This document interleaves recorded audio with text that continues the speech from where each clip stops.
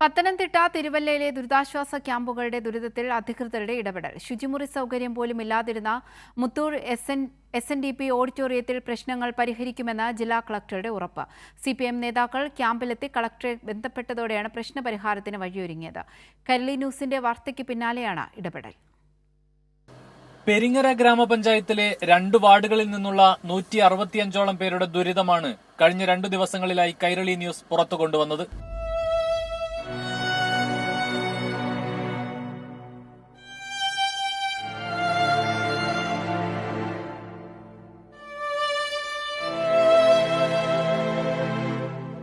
വാർത്തയ്ക്ക് തൊട്ടു പിന്നാലെ വില്ലേജ് ഓഫീസിലെയും പഞ്ചായത്തിലെയും ഉദ്യോഗസ്ഥർ ക്യാമ്പിലെത്തി വിവരങ്ങൾ അന്വേഷിച്ചു. പിന്നാലെ വിവിധ രാഷ്ട്രീയ പാർട്ടി നേതാക്കളും ക്യാമ്പിലെത്തി. CPIM സംസ്ഥാന സമിതി അംഗം KP ഉദയഭാനു കളക്ടറെ ഫോണിൽ വിളിച്ച് ഇടപെടൽ ഉറപ്പാക്കി. 150ഓളം ആളുകൾ അവിടെ ഒരു ടോയ്ലറ്റേ ഉള്ളൂ. ഒരു ടോയ്ലറ്റേ ഉള്ളത് ഇല്ല, കൊണ്ടുവന്നിട്ടില്ല. ഇല്ലില്ല, വന്നിട്ടില്ല.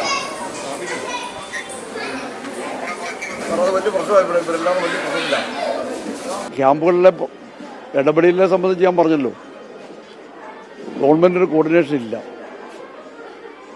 2018 ഈ നൂറ്റാണ്ട് കണ്ട ഏറ്റവും വലിയ വെള്ളപ്പൊക്കം. പക്ഷേ അതിലെ ഡിപ്പാർട്ട്മെന്റ് എല്ലാം ക്രോഡീകരിച്ചുകൊണ്ട് ഏകീകരിച്ചുകൊണ്ട് ആവശ്യമായ എല്ലാ കാര്യങ്ങളും ചെയ്തിരുന്നു.